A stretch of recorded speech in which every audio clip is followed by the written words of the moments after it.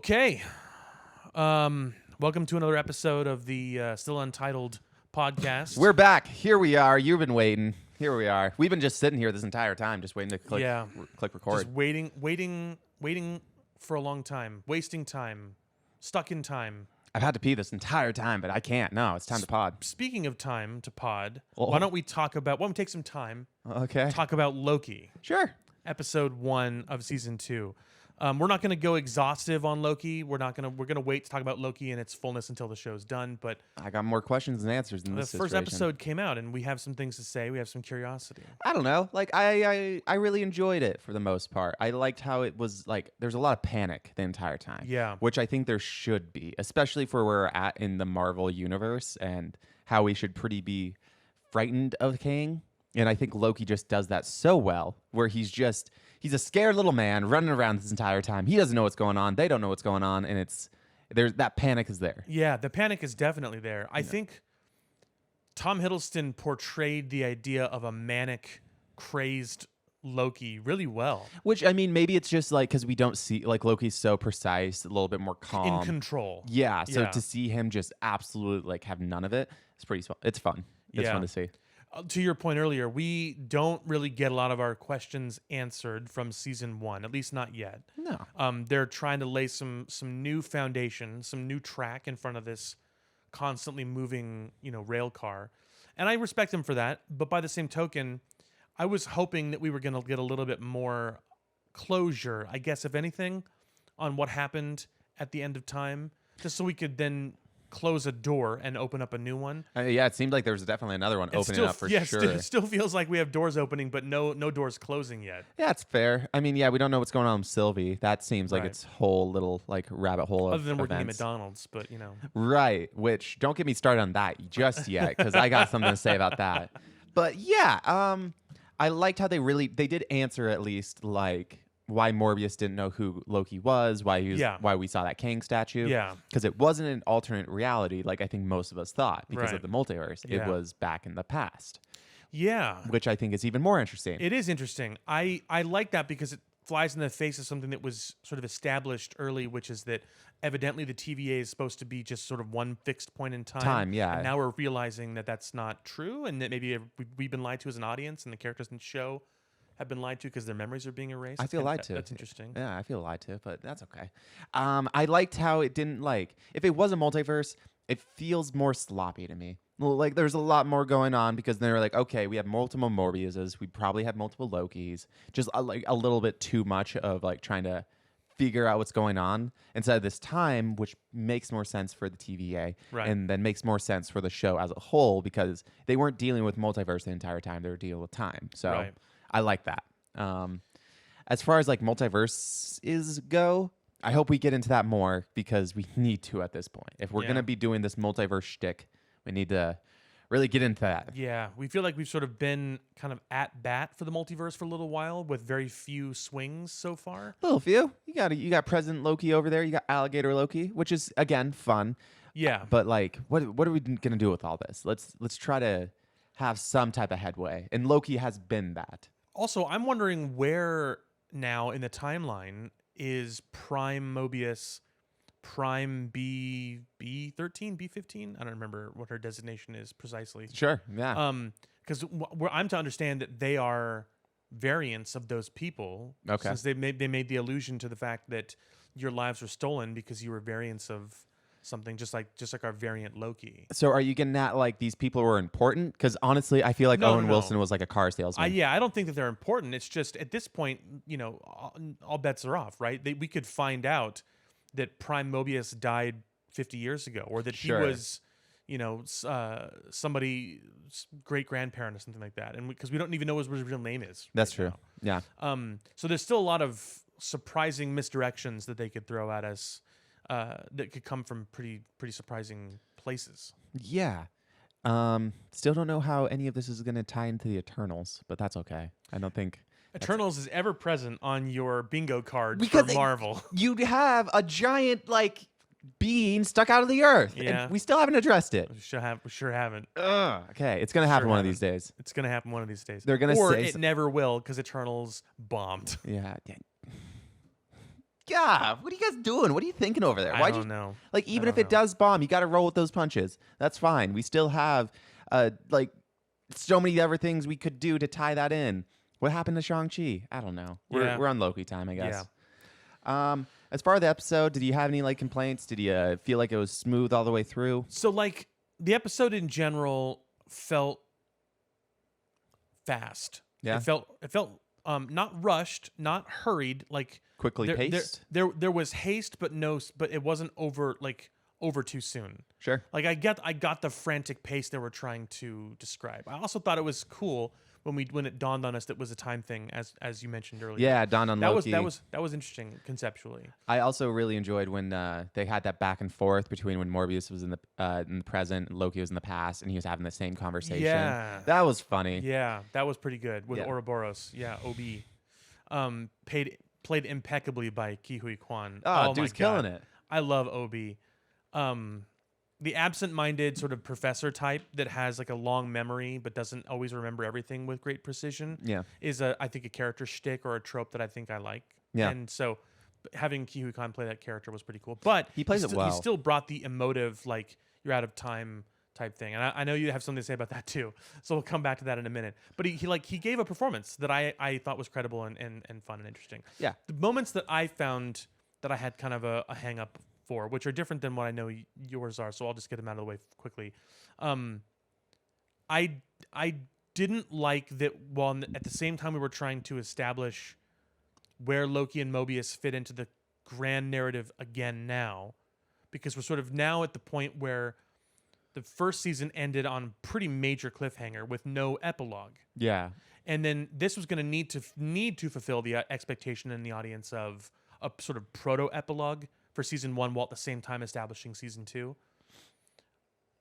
We got some of that, but not enough for me. And then while we were setting up the sort of season 2 concept work here, we were also introduced to a couple new characters that maybe they're expanded roles from the previous season, maybe they're not. Okay. I know that the guy that pruned Loki was certainly an antagonist in this episode. Yeah. And then his like general mom person who like, I don't know. There's that Mom was upset. Yeah. that whole thing where we're laying out the antagonist to the bureaucracy part of the story, Yeah. like the enemy general that doesn't agree with them on whatever capacity, Or, and is yeah, nothing secretly, changes. secretly moving behind them. Yeah, it doesn't feel like we've moved the Mobius B-15 like TVA story.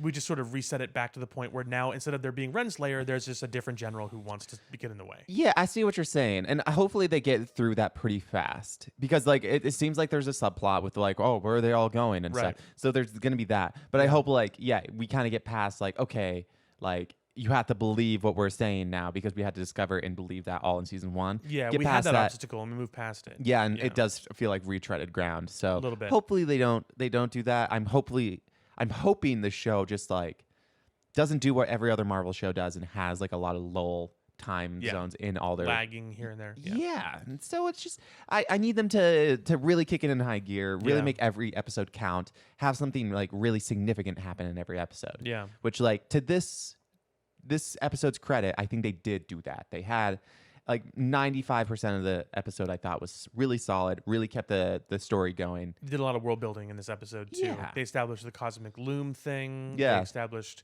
OB's area of the TVA. They established, some stuff that we didn't get a chance to see really Right. in the first season, like in its entirety. We really just saw this like one segment of the TVA, the part where Mobius and Renslayer worked, and now we're seeing a little bit more, A little bit. which was cool. Yeah. So like the whole point of the first episode is like Loki's glitching out, he's going back and Yeah. forth and everything. He's skipping a lot. Time skipping. Yeah, and so essentially like they didn't get him a day pass wristband to, be able to keep him in the Yeah. same spot. So they had to fix that somehow.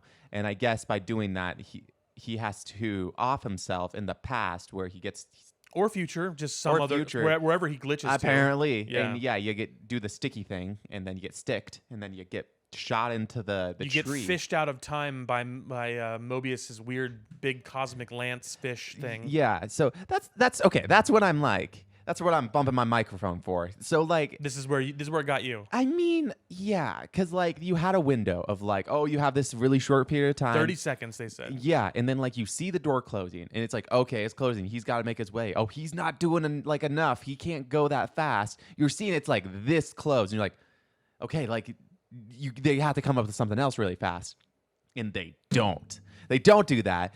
Morbius just fishes him out. He's fly fishing for Loki, and then Loki just ping pong just hits him, and then they shoot like right through like the very like narrowest gap. Yeah. And that just felt lazy to me because Loki doesn't come out just like slowly, like, you know, there's no like atmosphere or anything like that. Right. No, he's just zooming and Yeah. he's zooming fast. Not only that, He covers an imperceivable amount of distance. We have no way of knowing how far it is from the cosmic like multiversal strings It to just- where Mobius is standing. I don't know. To me, it just felt a little lazy and just like, okay, we got to get through that like little plot point real fast and continue moving on. And it's like, you could have taken a little time from there and applied it to here to extend that maybe a little bit more to feel like a little less like, It felt like someone wanted there to just be a Instant. beat for drama yeah. and nothing else. Well, yeah, drama, and then all of a sudden it's just like, oh, we're good now, and it's like, what, really?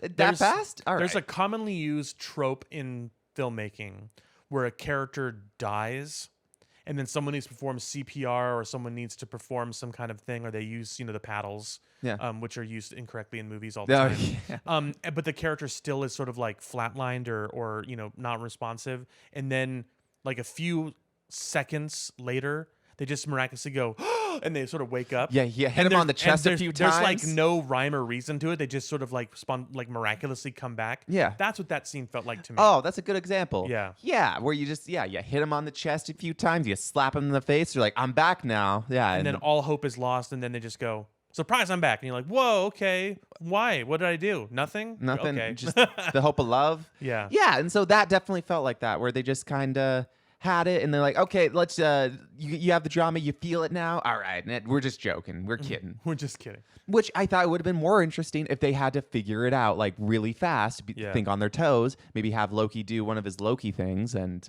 I don't know. It just- Yeah. But again, that was like a very small nitpick. Sure. It was just more of an episodic trouble like problem they had in that episode. It wasn't like an extended season thing. Who do you think pruned him? fine. Who Loki? Yeah, who do you think pruned him?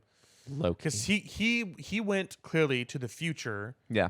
according to what he assumes at the time anyway, based on the evidence that he saw. Yeah. That he was in the future from the events that he had just time skipped away from. And he saw Sylvie in the elevator, so clearly at some point in the future of current contemporary events, she's going to show up at the TVA again. Mm.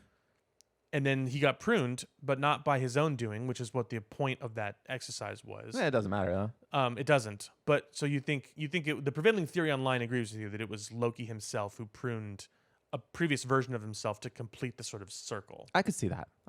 Yeah, I don't know. Either as Loki, maybe as Mobius.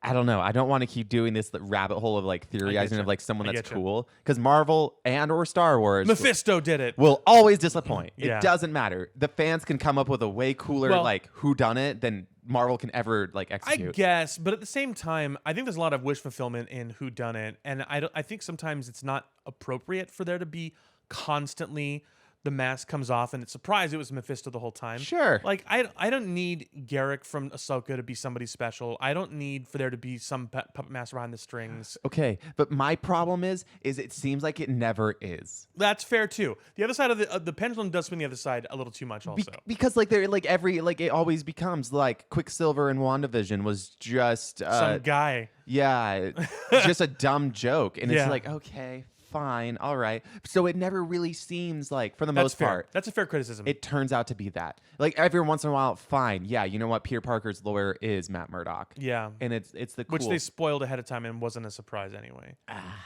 It almost feels like when Marvel is saying you can do your show Mm-hmm. or you can do your movie or whatever it is, they're like, here's the characters you asked for.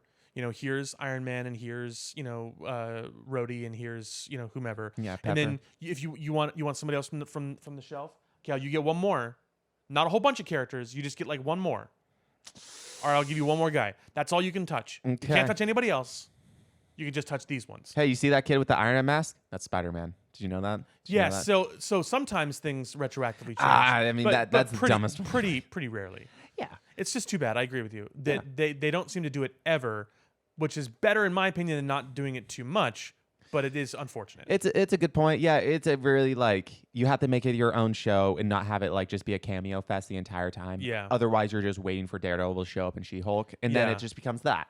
And so I Yeah. don't want that. But at the same time, it is fun when you don't expect it, or it just kind of comes for True. and it means something. Yeah. I don't know.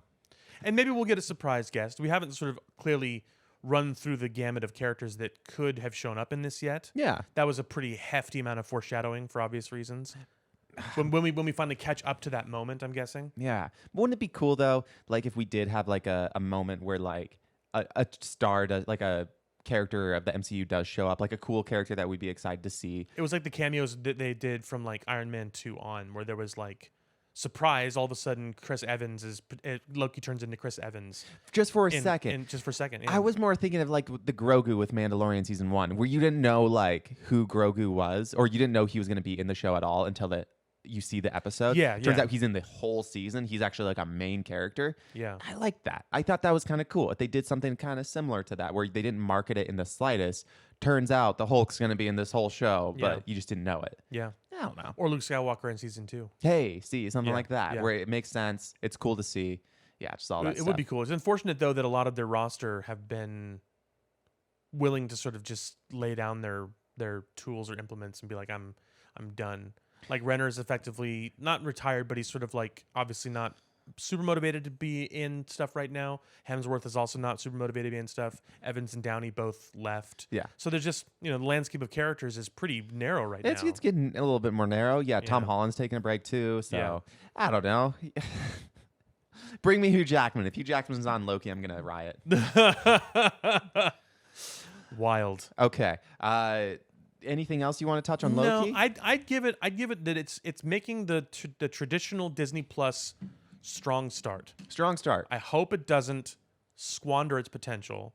Loki season 1 is obviously one of the ones people hold in high regard. So 'Cause for the most I'm part- very high optimistic that this is going to be doing well too. I just don't want them because their track record with other stuff is not stellar. Yeah. Okay. My last tangent on this one is apparently there was a mid-credit scene for this. Yeah, end credit scene. And it was end credit. Yeah. Okay. So I get Marvel's all about the end credit things.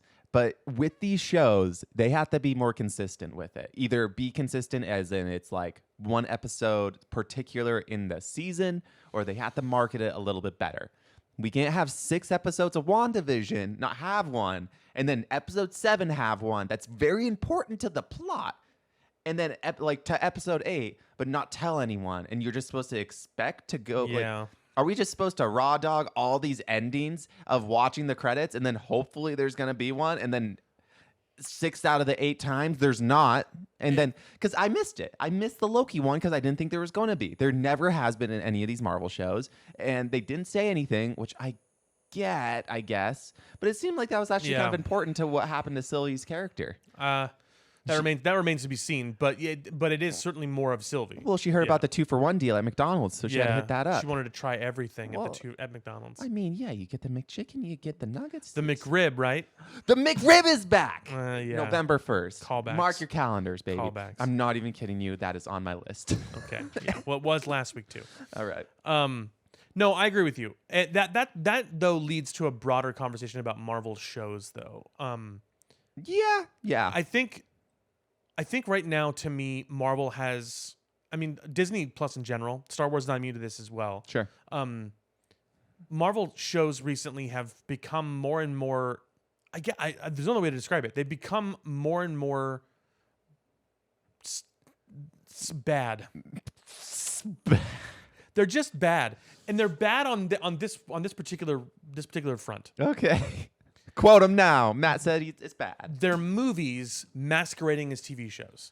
Oh, yeah. Yeah. For a while now, that was sort of like a lesser well-known conversation, or maybe an observation that didn't have a lot of traction. I think it's becoming glaringly obvious at this point that a lot of the things that Marvel has put out and Disney in on behalf of Star Wars were meant to be TV or movies or specifically just movies, and then they just sort of cut them into segments, like somebody would butcher a an Sure. animal, Yeah. and then said here's a loin, here's a steak, here's a whatever, and that's why there are varying qualities, varying lengths, varying whatever, because they're not made to be shows, Yeah. not really. They're Well, made yeah. to be a movie, and they just found points where they could sort of scoop out an episode. Yeah, that's kind of like how the MCU's been before Endgame. Like every movie was like one of the most expensive TV show episodes you'd see because it was like 2.5 hours of like really high budget, really crisp, precise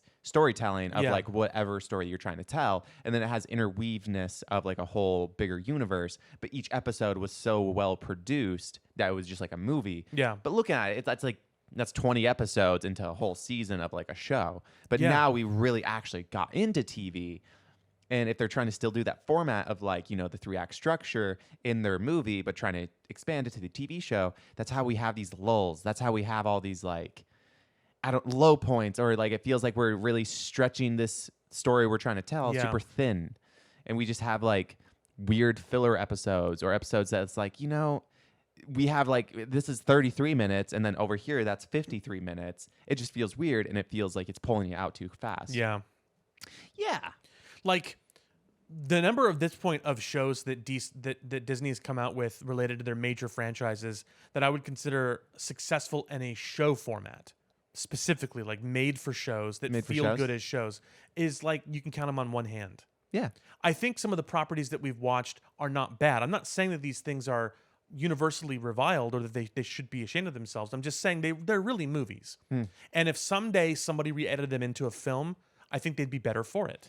Yeah. I don't know. There's like a few exceptions. Like I think WandaVision was I think it's an Like- example of a show. of like a show because they had like each generation or like each show generation of like Malcolm in the Middle or like something like that. Exactly. And so they're like doing homages to it. And so it felt more episodic. But if you do look at it, it is like the overall tone. It took like Vision like 3 episodes to figure out like what's actually going on. Wait a second. I don't think I am who I think I am. Yeah. Like, and it just took a little bit way too long. And they could have condensed it.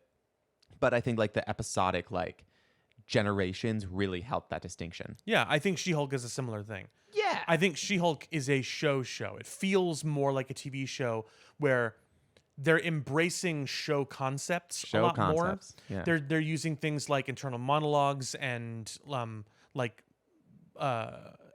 endings to episodes that feel like we're actually resolving something, learning from something. Sure. Even if it's just her exposition saying to us, here's what I learned and here's what I'm taking away from this. It gives a proto finality to each episode Yeah. that makes it feel contained. Hey, don't worry about this episode. It's just a wedding episode. And yeah, maybe the whole wall breaking really helps with that since Sure. you can generally like direct you into Right. what the show is going to be. But I mean, if you look at Miss Marvel or if you look at like Captain America, or I'm sorry, Falcon and Winter Falcon and Winter Soldier. Soldier, yeah. Yeah. They just feel like a little too thin. I think Falcon and Winter Soldier did it all right, but there's a lot of thin, slow moments where he goes and visits characters a few times, and yeah, gets a little dull. Yeah. Moon Knight was the same way. I'm a big Moon Knight fan. Your boy loves Moon Knight, but like, there were some times where I felt like we could have kind of picked the pace up a little bit, where we could have cut down some scenes, made it feel just a little bit more condensed. Yeah. And I think that's like, if you look at the movies for Phase 4 and 5, except for Ant-Man and like Thor, like they are a lot more condensed. And I mean, I really like Shang-Chi. I really like Black Widow. I Yeah. thought those movies did good. I don't think they would have done as well. I thought if TV shows. Wakanda Forever, same thing. I thought Oh, I yeah. thought that was a movie that had a movie's pace. Yeah. It had a clearly defined goal it was trying to do. Yeah. I think even Quantumania, despite not being a particularly great film, did feel movie-like to me. Oh, yeah. Well, yeah. Yeah. I don't know. It didn't look movie-like to me. That's fair. I'm not going to defend the movie's CG or anything else. I'm just saying it did feel like a movie. Yeah. Yeah, I mean, even if Scott started and ended in the exact same spot. But Agreed. Sure. Not a strong decision on that part. But Fair that, enough. that begs the question that we have about overall writing ability. Sure. And I'm not saying that we're somehow master writers or that, whatever. We have the benefit of hindsight. We have the benefit of context, and we've seen a lot of these things and we scrutinize them to a great deal. So as critics, we can, to a certain extent, discuss some of these things a little bit meaningfully. And the thing that I'm bringing up is the structure of a movie versus a TV show. A lot of that responsibility falls onto the writer. Sure. And a lot of these shows are written by multiple writers. It's not like it's just one guy who's the architect of everything. Well, there is. Well, there certainly are people who are in a position to dictate terms. Sure. Yes. But they're gonna like Favreau's not writing every single episode. Sure. Favreau is directing people to write stuff. Sure. And then I'm sure scrutinizing material that they're writing. And the same thing would be true for Filoni or whomever else on the Or Feige, yeah. or Feige. But we still, nonetheless, despite that oversight, Yeah. see things come in where there's a pretty clear mission statement here of I want it to last X number of weeks, even though we have X number of minutes of story. Sure.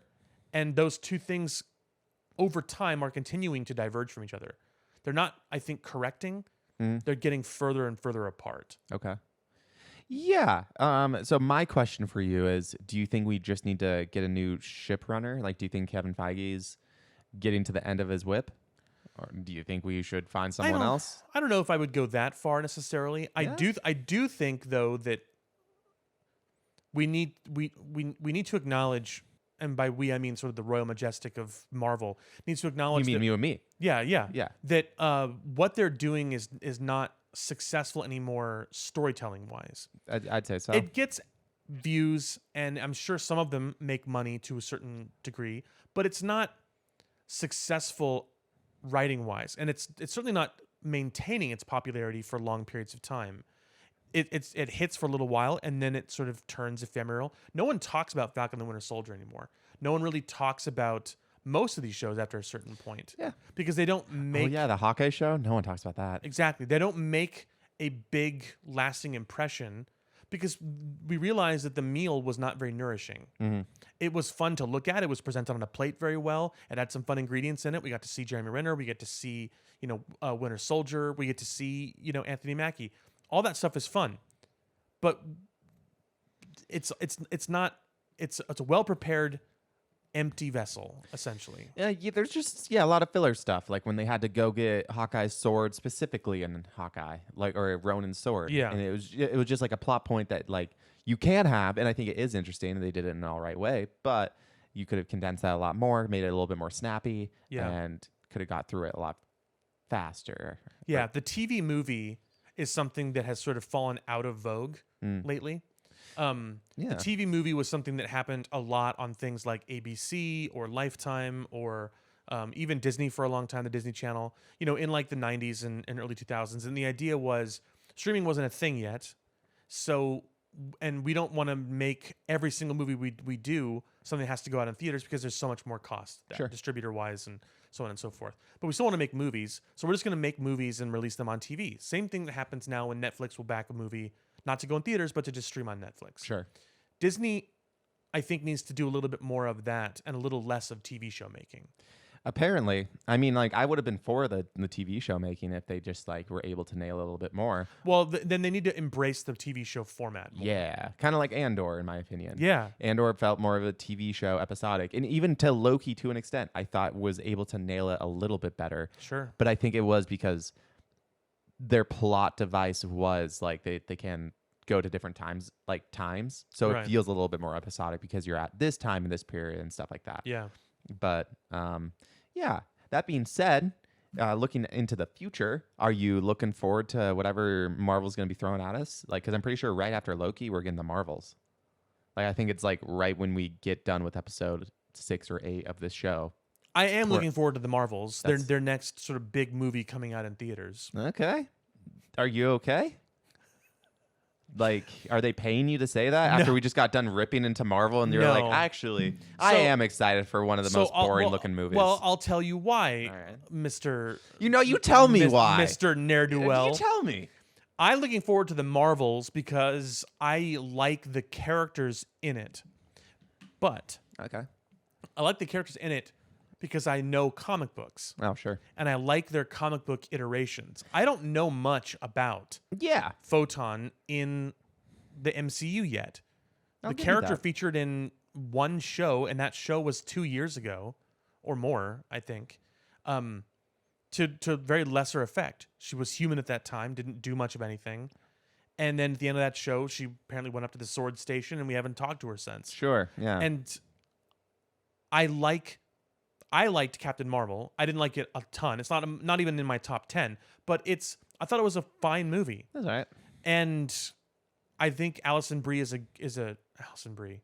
Brie Larson. Yeah, you're close. They were in the same show one time, but yeah. That's funny. I think that Brie Larson is a good actress. I think she wasn't allowed to be or show her full range Okay. in Captain Marvel. Oh, for sure. And Yeah. and I want to see a more contemporary Captain Marvel because that took place in the 90s. I want to see a more contemporary Captain Marvel who's lived with being Captain Marvel as opposed to just being an Air Force officer.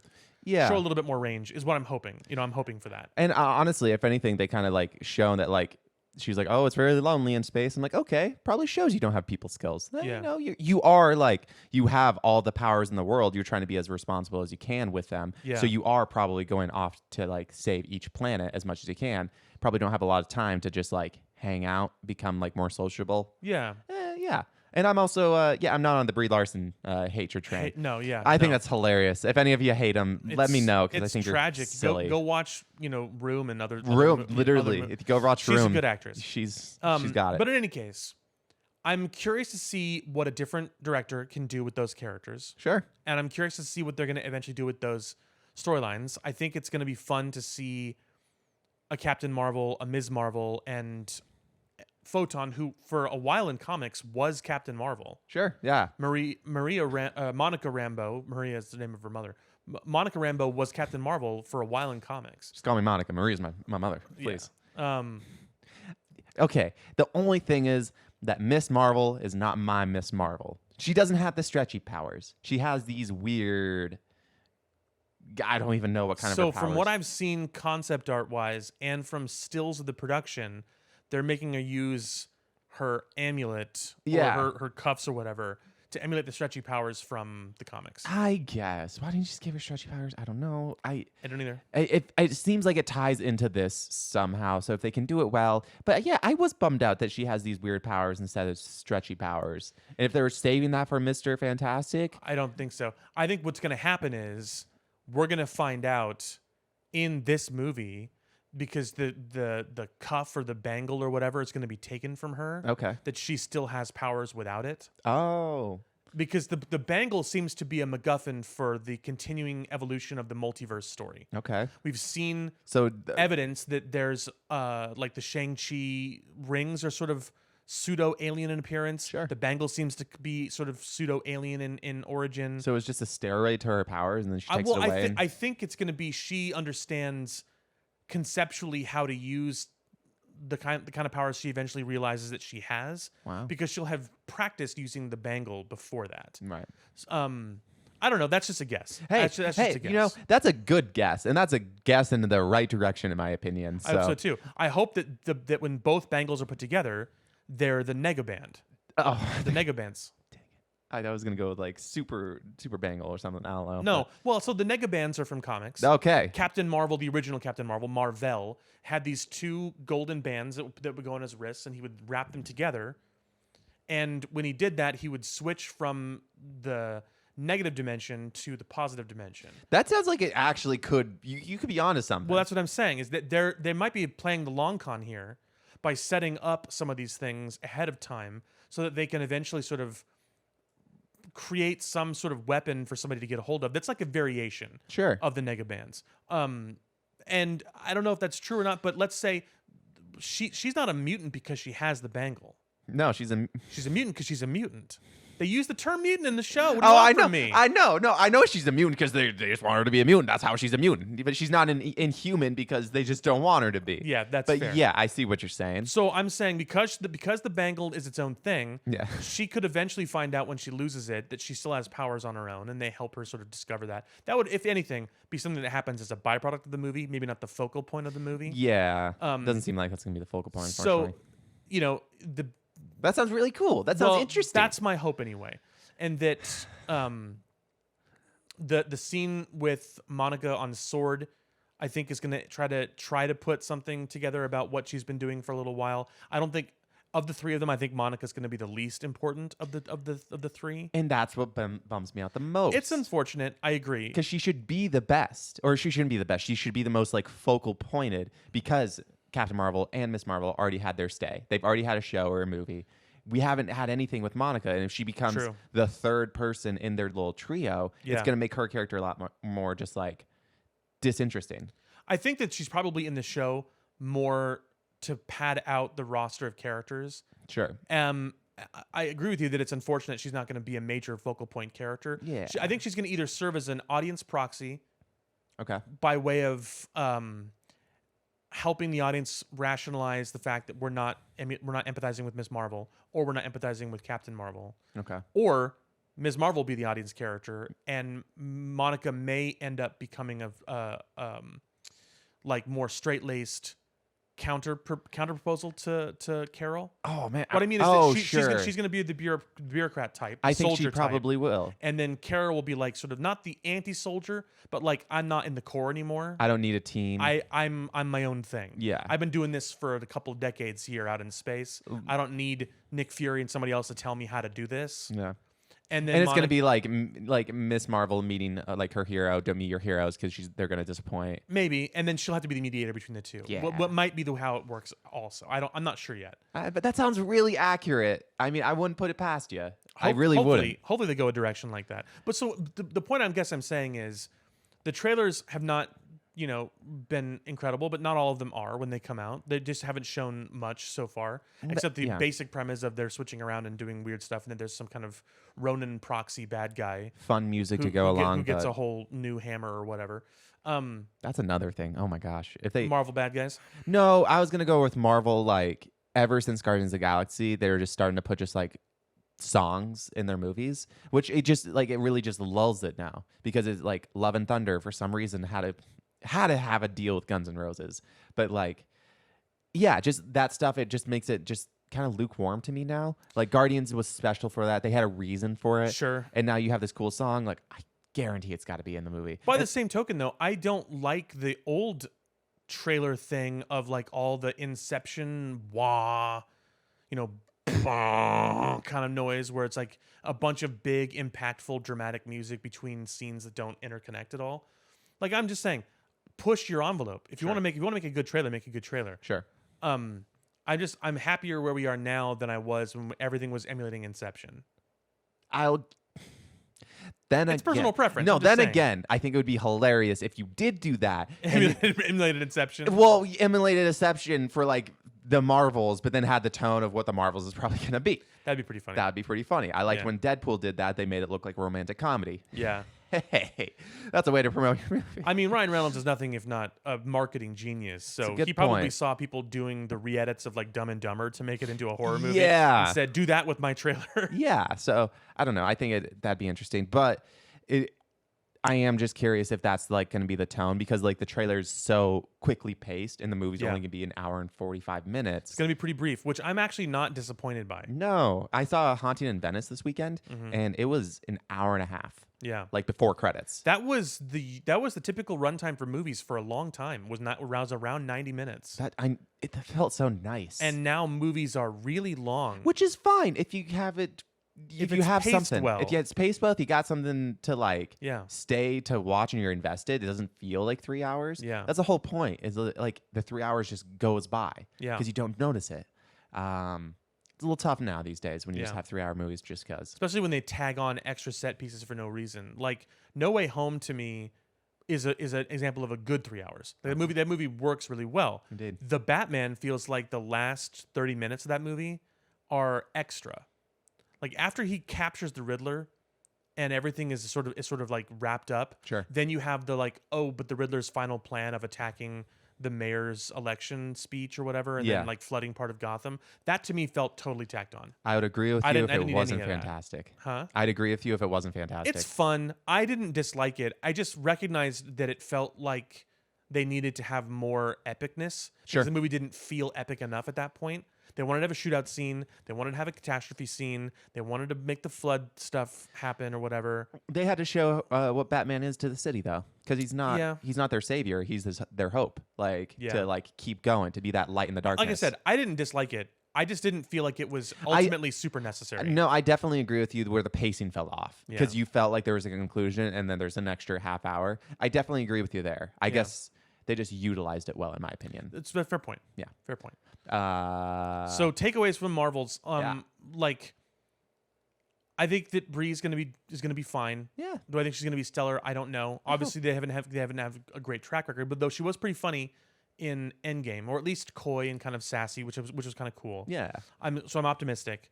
The actress that plays Monica, I think, is great in what limited amounts we've seen her. Okay. I want to see what they do with Monica's powers because Photon is a not very popular character in comics. Yeah. For the last couple decades. You're really hyping her up. I have no faith. Well, so I've read a lot of comics. Yeah, yeah. And one of the comics that I've read that she featured in was something called Next Wave. Mm-hmm.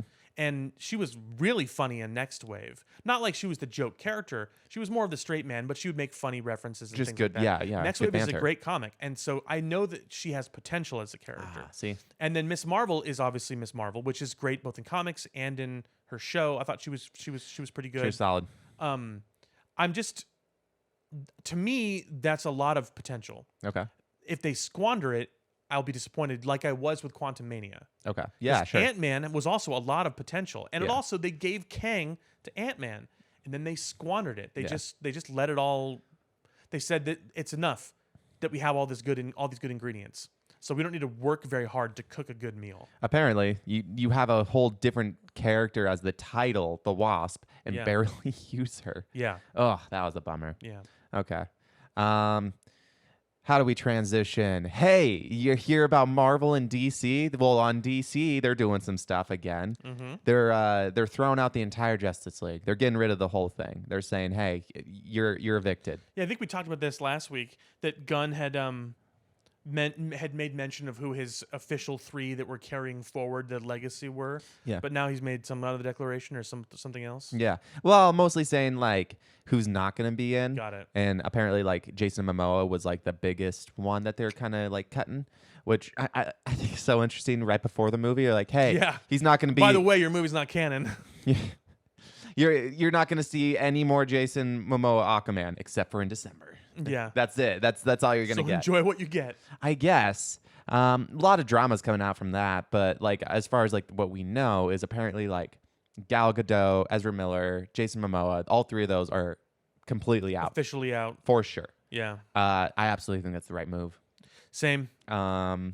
Jason Momoa kind of gave a little tease on who he could be because he was saying like, there's like going to be a future for me in DCU.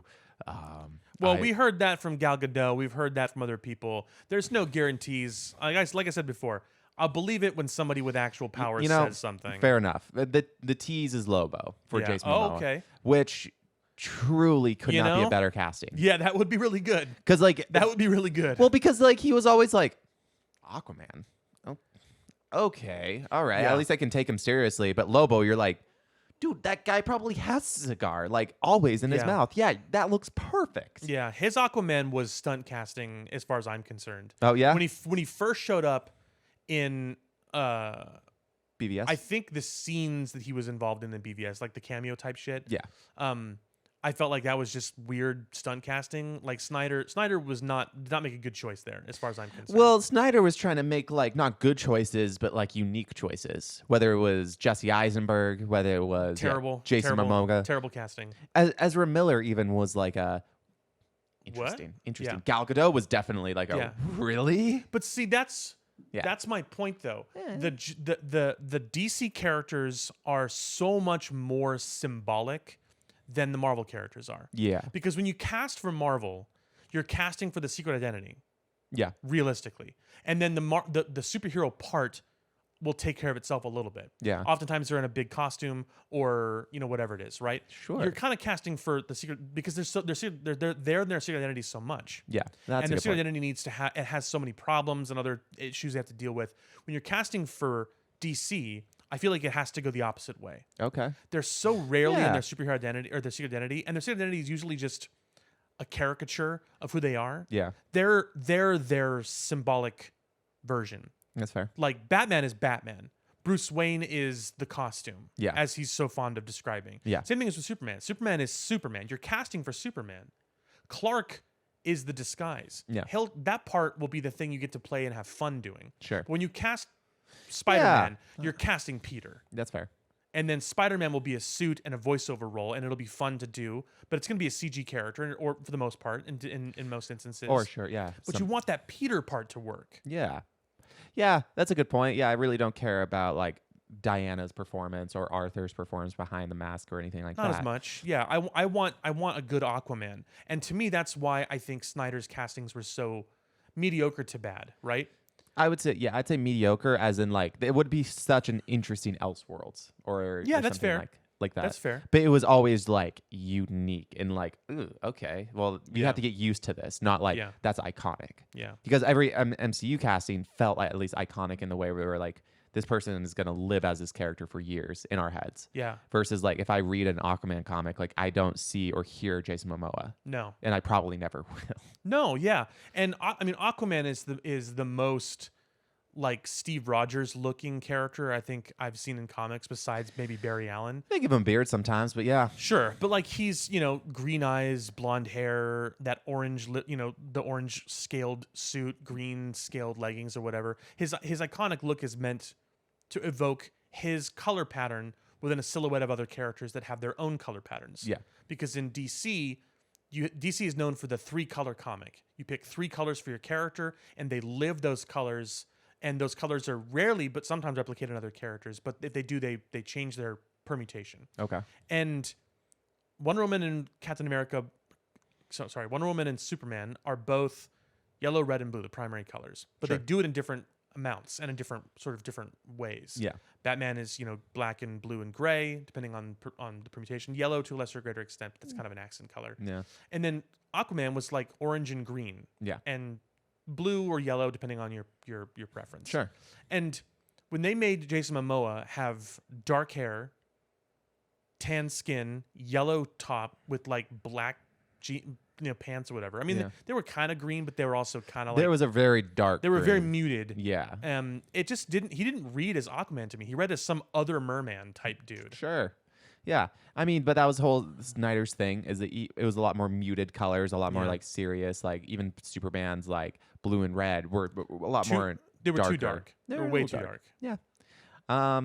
I don't know. I'm excited to see that they're really trying to wipe this slate clean. I think Yeah. if they did bring him back as Lobo, I think that would be an interesting casting. I think it'd be great. Yeah, I think it'd be great. I don't want to see him as Lobo in his own movie.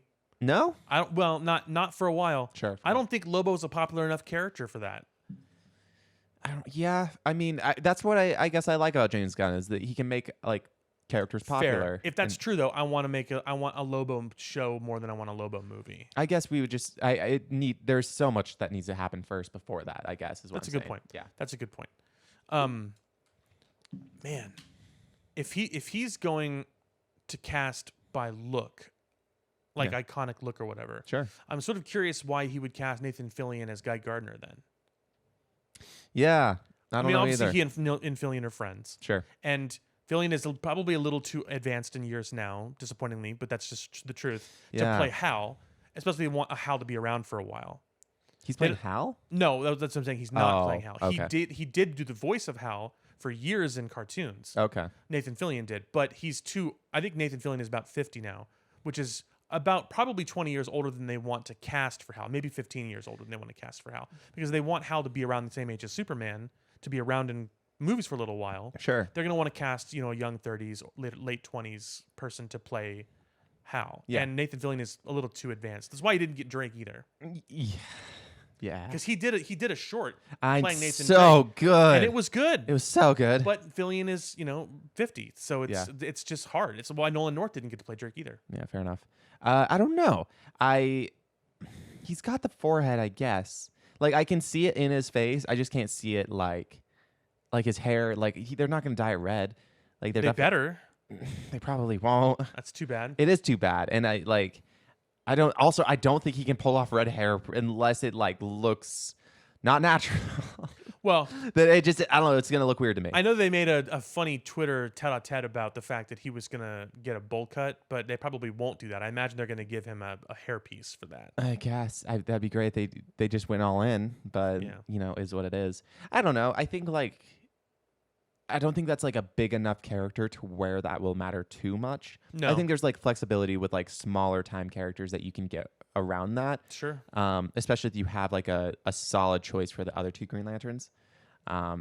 Interesting that we're going with that one first, but Yeah, I think it's yeah, probably because they're not going to hang a hat on Guy Gardner as their definitive Green Lantern. yeah, I think he's just going to kind of be around. If though they don't reference Guy as being like this is what I'm curious about. James Gunn is knowledgeable about comics. Guy came after Hal. yeah, Very specifically, in fact. Hal was picked before Guy because Hal was closer to Abin Sur's ship when it crashed. okay, Hal and Guy were both found by the Ring as being suitable candidates. But the Ring only had so much charge left to go to find a suitable candidate, and Hal was closer no, because okay, Hal found the ship. So Guy could have been Green Lantern first, huh, but he was all the way over in fucking Boston, and Okay. the ship crashed wherever the fuck it crashed. okay, And so if they established that Guy was first, that'd be a weird little thing. sure, So if they bring in Guy and they say, "Oh, we have another guy. He's in space right now doing something else." That'd be fun. it would be fun. Sort of just Easter egg that Hal exists already Yeah. in continuity. I don't know if they want to do like have a Hal Jordan, like a big Green Lantern character, be like just kind of like already existing. If they want to pre-exist, That's that. what I'm questioning. But that's Because because like you said, they're using Guy first, yeah. who was a backup lantern on like that was what his job was. That's fair. My question is, if they're gonna recast Jason Momoa, or are they gonna recast anyone else? Who would you want Gal Gadot to play?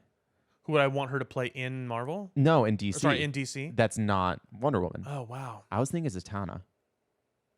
really? Yeah, I think that would be actually pretty interesting. I think she would look the part. She kind of already looks like her. And then- I was gonna say Big Barda, All right. which is basically the same thing as Wonder Woman. I mean, yeah, I guess if you, I think it'd be fun. But Zatanna, I don't know. I think it because of Gal Gadot's accent. I think it would go a little bit better because of how she has to speak in like all like the rituals and stuff. I think it'd be a little bit more I interesting. want Gal Gadot to play Talia al Ghul. Oh, that would also be again accent. I think it would also help a lot. Also, she could end up playing in tongue-in-cheek way. She could end up playing like Queen Hippolyta or Artemis too. Sure, but that'd be boring. In my It opinion. would be disappointing. It would just be more of like a here you go. You know Yeah. what? Like you put a lot of work in here. You didn't get a third movie. Right. This is what you get. Versus that's another good one. Talia would be interesting. Talia would be cool. She'd be in a Batman thing as opposed to something else. Yeah. She'd get to play a bad guy. She'd get to play somebody with a lot of more seductive charm, mastermind type, as opposed to Wonder Woman's like physical bearing and lack of comedy. It would probably like switch her up her like style of acting too, because for a lot of at least like her more recent roles, they've always been like glimmer and glamour like Sure. kind of positions instead of like evil bad guy Yeah, or yeah. like you got something scheming on the background. I think that would be really good too. I think Zatanna would be cool just because, I mean same reasons, but dang it, you might have beat me on that Well, one. I would, might have to I give would, you just, that. I would just prefer they cast somebody younger for Zatanna because Fair enough. I would want the character to be around for a little while. Also, a good point. Yeah, Talia's just enough to where you can have her, but you don't need her to stay. She can do her thing. And not like Gal Gadot is old or whatever, but like Talia would only really need to be in one and a half, 2 movies maybe, or like bit parts here and there to fill out DCEU like appearances, but like that one iconic movie. Fair. Okay. As far as like the other actors, I don't know who they could play that like. I would cast Ezra as Damien Dark. Who? It's just stupid. I like it. Yeah, I don't know where your It's head's just like at. stupid goth emo kid type person who like casts evil magic or whatever. Oh, is that little kid? Doesn't he have a pet? Yeah, Yeah, I know who. Yeah. yeah. I would cast Ezra Miller as Damien Dark. That's funny. Yeah. I could also see Ezra Miller playing. I'm trying to think of another character that I think would work really well. That's a good or a bad guy, and I'm struggling. I'm struggling to try to find a lot. DC is not my like wheelhouse. Sure, They haven't.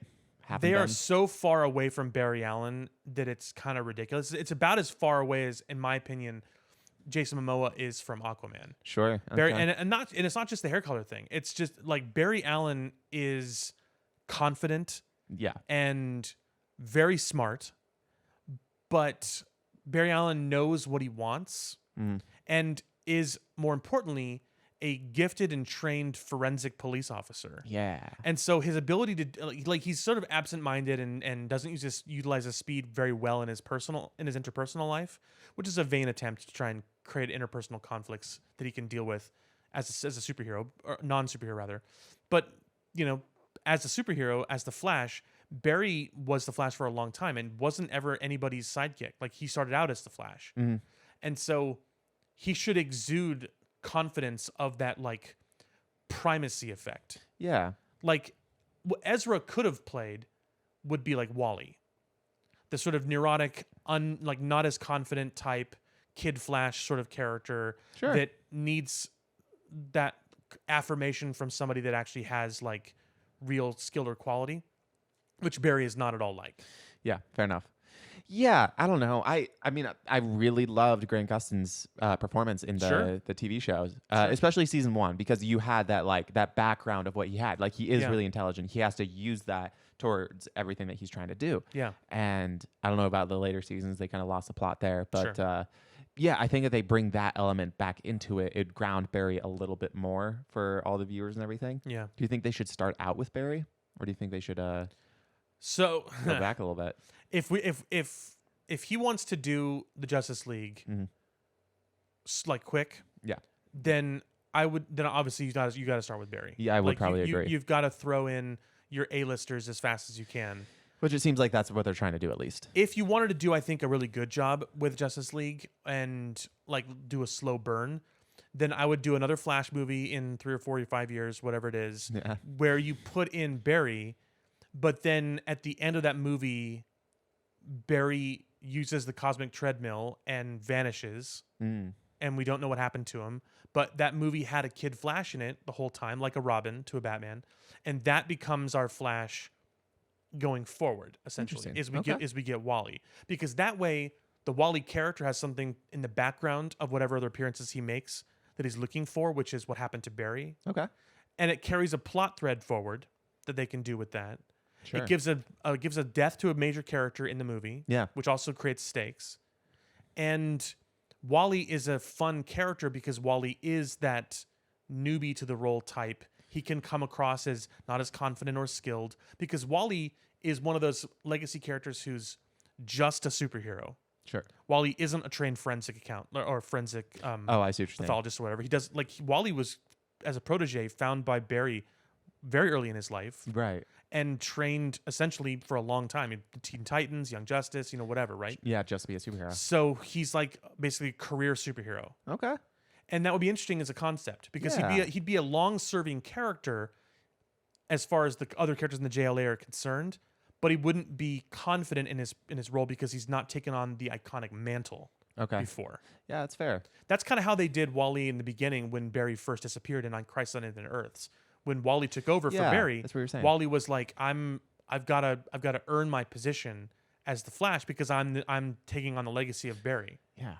And it's an interesting thing to do in the movies too, because I think that's a very emotive, complex type of character. Mm-hmm. Whereas just having everybody be like Hal or Barry, because a lot of the early Silver Age character or Golden Age characters are really confident, really boisterous, really brave, really capable. And you don't want them all to be like that. That's true. So bring in a Guy Gardner if you want, because Guy Gardner's going to be brash and angry Yeah, as he's gonna opposed bring to in yeah, confident. something like that. Yeah. Bring in a Wally to be like your neophyte, your young guy, and then have the characters fill around them as you need. Yeah. I mean, I'm curious to what they want to do with the Flash, just because Yeah. they kind of tried to do that the first time, and I don't think they nailed it. Yeah, but they didn't earn it. I think. No, that's a good point too. Yeah. They definitely didn't do that. Okay. You talked about the comics a little bit. We can switch to the comic side with everything. Sure. Yeah, or do you have anything else you want No, to say? it's fine. Set it up. Yeah, I saw recently that Black Widow is now the new Venom, or she's getting a symbiote. Yeah. This was a tangent that I was getting on about how I just kind of find it ridiculous that like Marvel and maybe DC, I mean definitely DC, but DC leans more into like the multiverse, like Definitely. different stories. Yeah. But Marvel especially just like they have a cool idea. Like let's take like Maximum Carnage. They have a cool idea of Maximum Carnage. That was a great comic series Yeah. or whatever it was. And they're done and it's over, cool. But they just go back to that well, and they just have to put Maximum or Carnage of some sort, or do Maximum Carnage 2, and just keep retreading the same things. Symbiotes is a perfect example of just Yeah. a cool concept that they have just like smushed into the ground of trying to get something out of Yeah. it. And look at that.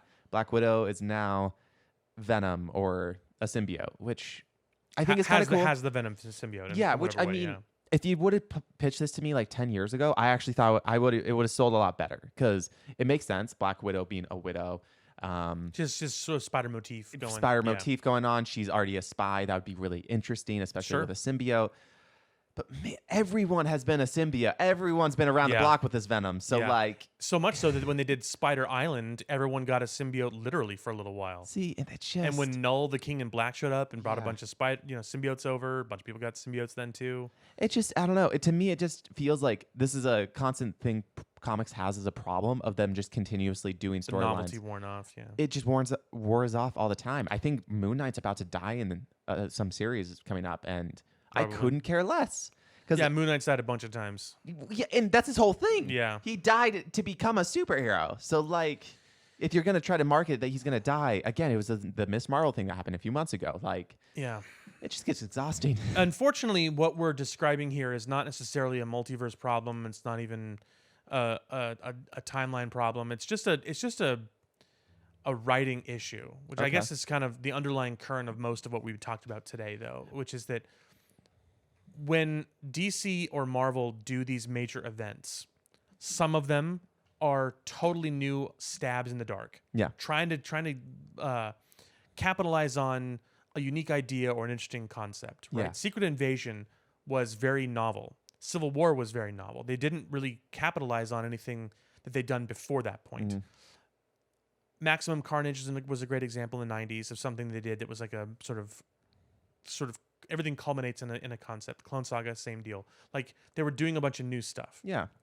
But for the last maybe 10 years, maybe even longer than that, it feels a lot less like they're doing new stuff and like they're instead doing the thing that happens in a TV show that's gone on for a long time, that's now really writing its own internal mythology in a circle. Yeah. They're not really reaching out for new concepts anymore, not as often anyway.